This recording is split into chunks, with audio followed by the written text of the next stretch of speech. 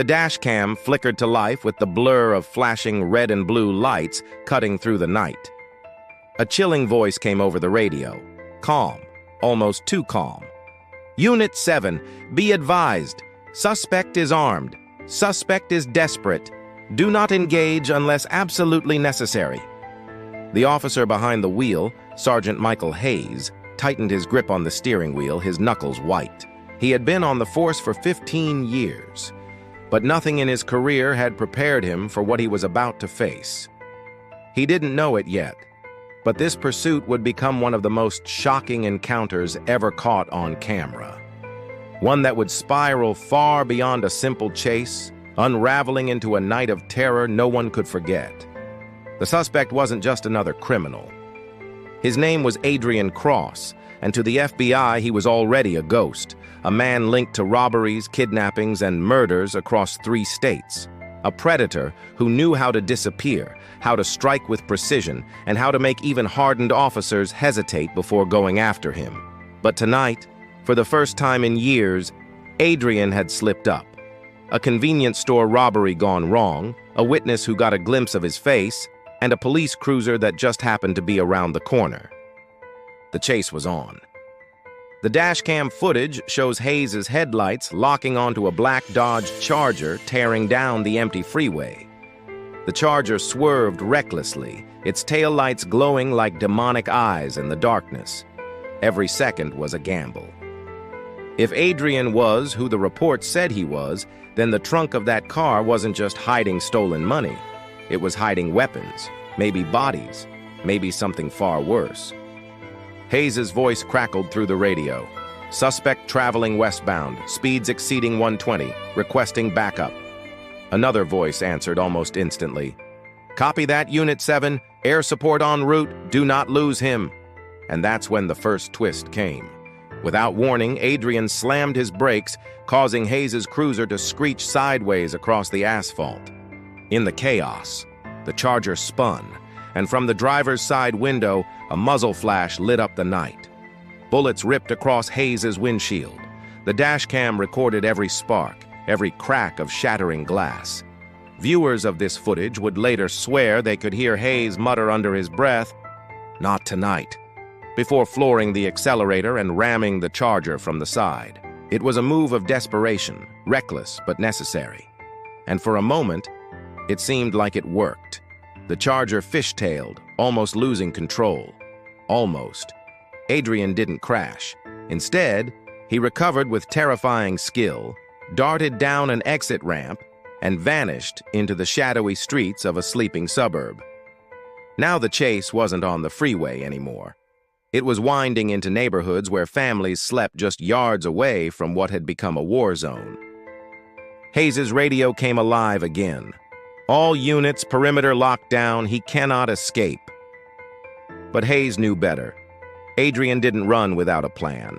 If he was here in this neighborhood, it was for a reason. The dashcam caught it all, the sharp turns, the near misses with parked cars, the figure of a terrified jogger diving into the bushes as the Charger roared past. Then came the next twist. The car abruptly stopped in front of a quiet cul-de-sac, engine growling like a beast cornered. Hayes pulled up 20 yards away, gun drawn, headlights flooding the vehicle. But the driver's seat, empty, door wide open. Adrian was gone. Rehook. At this point, the footage turns from a chase to something darker. The street was silent except for the hum of Hayes' engine. The camera caught him stepping cautiously out of the cruiser, flashlight in one hand, weapon in the other. He scanned the yards, the shadows. "Suspect on foot," he whispered into his radio. His voice trembled now. Every cop knows a moving car is dangerous, but a ghost in the dark, that's something worse. Minutes dragged on, each one heavier than the last. Backup arrived. 2 more units, sirens muted, lights off. The officers spread out, combing the neighborhood. Dogs barked in the distance. A motion light flicked on in someone's backyard. Then another. And then the unthinkable. The sound of a shotgun being pumped echoed through the still night. The dashcam caught Hayes spinning toward the noise, just as a figure lunged out from the shadows. It was Adrian, armed, ruthless, and prepared to fight his way out. Gunfire erupted. The dashcam showed muzzle flashes exploding in the night like fireworks, bullets ricocheting off cars and mailboxes. Neighbors awoke to chaos, peeking through blinds as their street transformed into a battlefield. Adrian vanished again, weaving between houses like he had lived here his whole life. Officers gave chase, adrenaline pushing them forward. Every corner could be an ambush. Every shadow could hide the end. And then, the most chilling moment yet. Adrian wasn't running anymore. He was waiting. The dashcam from another cruiser caught the image.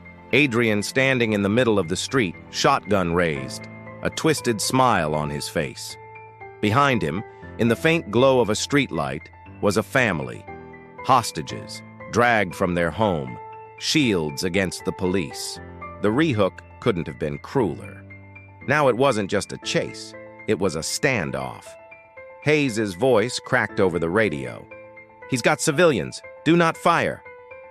The footage showed officers taking cover behind cars, hands trembling as they aimed but couldn't shoot. Adrian shouted demands: money, a helicopter, safe passage. His voice was calm, terrifyingly calm, as if he'd rehearsed this moment his whole life. The family sobbed, clinging to each other, caught between life and death. For 30 agonizing minutes, negotiations unfolded. Every second stretched like an eternity. But Adrian wasn't stalling. He was calculating. The dashcam recorded it all, the sudden shift, the moment he shoved the hostages to the ground and bolted back into the darkness. Shots rang out again, officers firing as he disappeared into the night. The hostages were safe, but Adrian was gone. Rehook again, because what came next turned the footage from shocking to legendary.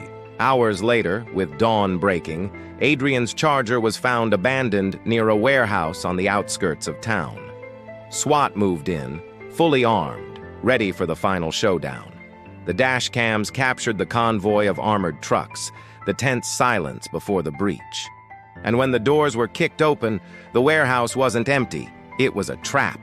Explosives wired to detonate, countdown already ticking. The footage cut to chaos, officers scrambling, shouting, the blinding flash of fire as part of the warehouse erupted. But in the smoke and fire, Adrian appeared one last time, sprinting through the back exit, slipping away yet again. The chase wasn't over. Not that night. Not ever.